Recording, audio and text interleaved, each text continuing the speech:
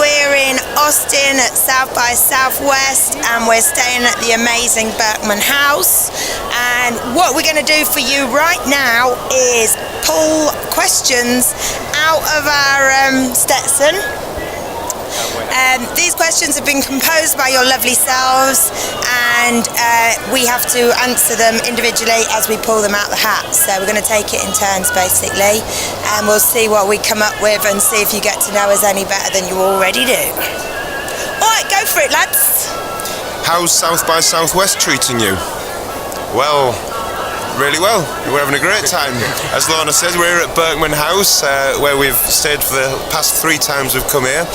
Always an amazing place to stay, and the gigs have been going great. We've only got one gig left, which is our official showcase tonight, and we did the St. Patrick's Day. St. Patrick's Day at BD Riley's is always good, and we've done that 2 years ago. That was good fun.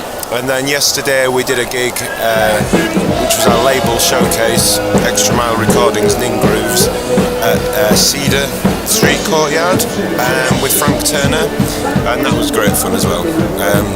Great crowd, great weather. South by Southwest, great times, yeah. Carl from Kansas City, Kansas writes, what music did you listen to while working on the new album? What inspired you? I think I was listening to our music that we were writing when we work on the album. I don't know, I mean, our musical tastes are vary from band member to band member, but I think when I'm in the studio, I don't really listen to anything else but the album tracks, because you're trying to get into the spirit of the album and what it's about. This is from a good friend of ours, Arta Corny Look. I think that's how I say it, Arta. That's Arta. So when do you know you are done with a song? Once it's on the album, I guess. But even then, when we play it live, we might change it anyway. So, I mean, Rolling Over's definitely changed over the time, and, you know, you add little bits. Sean Quester asks, what or who inspired you into music? If you got to sing with anybody in the world, dead or alive, who would that be? I was probably about 12 when I first got into music. But it was probably listening to Nirvana, to be honest. Dave Grohl, that kind of thing. If you got to sing with anybody in the world, dead or alive, who would that be? Wow. Wow. If I got to sing with anyone, I'd quite like to have sung I Want to Know What Love Is by Foreigner as a duet. Yeah. I want to know what love. Didn't you do that with Mule didn't you do that with Mule karaoke in Japan? Yeah, I did, yeah. Yeah, it was pretty good. My falsetto is pretty spectacular. All right. Andrew Lister.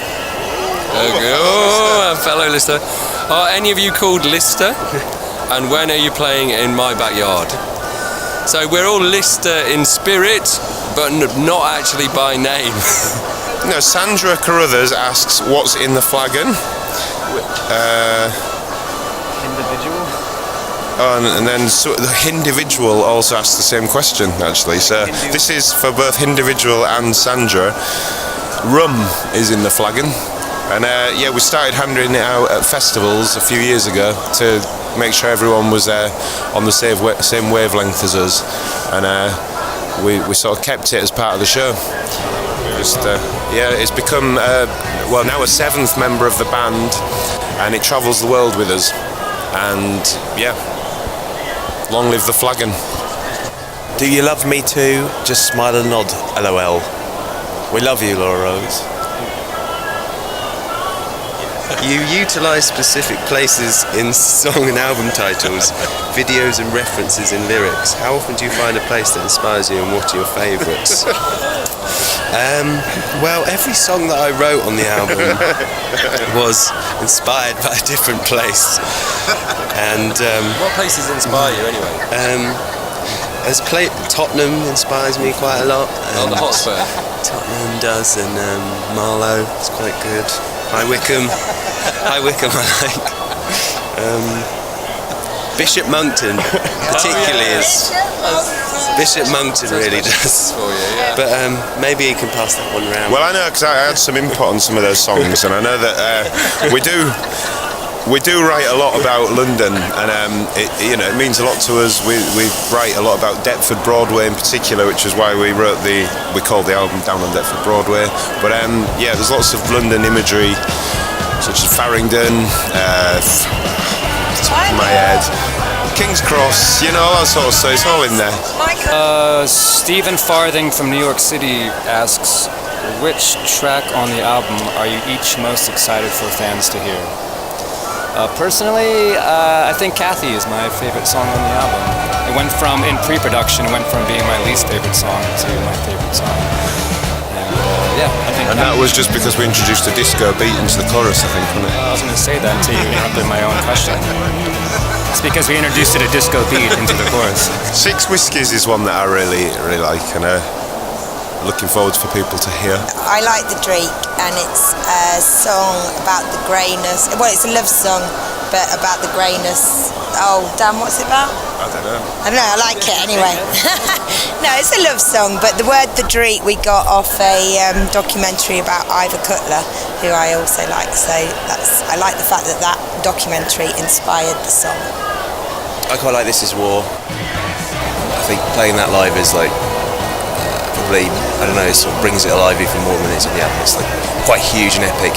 I think it's my favourite song that Skinny Lister have put together so far. So can't wait to see what people think of that. I think it's already becoming a live favourite.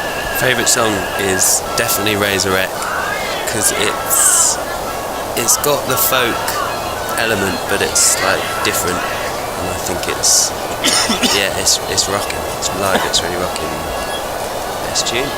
I like Razorek, and I like George's Glass as well, because that was inspired by mine and Lorna's dad, George, again. So it's another Party George song, and it's about the optimism, I think, and his love of the British pub. All right, here's a question from Alan Hoffman.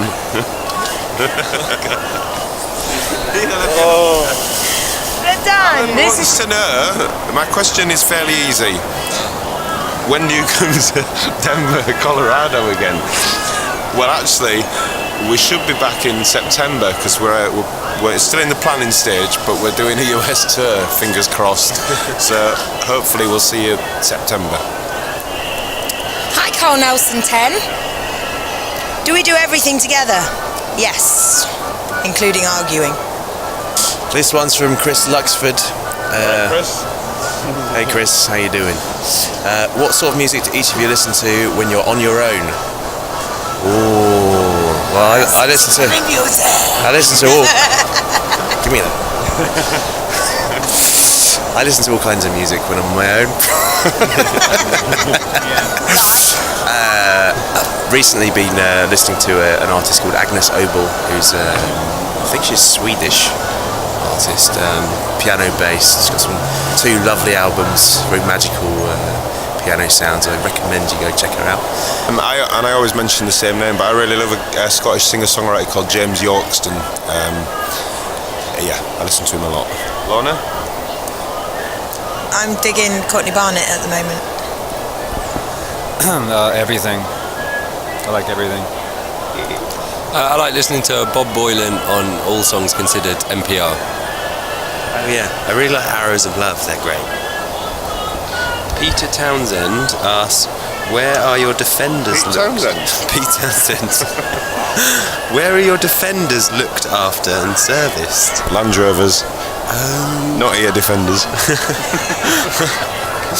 They're looked after in Leicestershire, I think. Well, more lately they've been looked after in Hastings at terrain vehicles. Here's a message from Jeff Laufer. I think he's our friend from LA, yeah. Alright, Jeff. How much is your music influenced by British folklore? Usually we used to go on, I used to go on a Jack in the Green parade with Deptford crew, which is called the Fowler's Troop. And every year they do a little parade with their Jack through the streets of Deptford and Greenwich. Carried the Jack once, it was quite cool. And often they go down to Hastings for the weekend as well. And there's a massive parade in Hastings where Dan and Lorna now live. And headed up by Alan from the Stag. And they have a fleet of green men and beer fairies and a massive Jack in the Green and parade around the old town. And Max is now going to talk about The music video. So we just got maypole dancing as well with Land Rovers on the Rolling Over video. If you haven't seen that, check that out. From Generation Gav on Twitter, how much does the rum set you back each gig? Well, I'm not. My performance isn't really affected badly by drinking copious amounts of rum, because I seem to sort of manage to flick the auto switch, so I can pretty much manage most states. So I wouldn't say it set me back that much. I thought it meant how much does it cost? Yes. Already made that. Yeah. You idiot. All right. Yeah, really, they're $15.68 in America, and then in the UK we usually pay around £11.99, and then perhaps when we're in Europe it's quite cheap. In Germany we get them for about sort of €10. Thanks. We got a litre, 1.75 litres for $23. So, there you go. That was medium rate. There was more expensive. But you have to get a certain quality, don't you? Well, we went medium. We didn't go the best. All right. Generally, we put only the best stuff in there, just so you know when you come to a show. This is another anonymous question that says, your gigs are very high energy. What's the craziest thing you've seen happen in the crowd or on the stage? Well, Michael has actually poked some people in the head with his spike, whilst crowd surfing with his bass. I've torn the head off a fluffy bunny that some band was carrying around with them, and so I ripped the head off that and threw that into the audience. I think the lads liked that, didn't you? Nice little. Well, it was quite spectacular. The fluff went everywhere, didn't it? And Max has also had a little Where I fell off the stage, head first into a barrier from quite a tall stage, got some blood and some bruising and broken accordion, but I popped back up to sing John Kanaka. All right. Well, thank you for your questions, and we'll see you very soon. All right. See you later. Bye.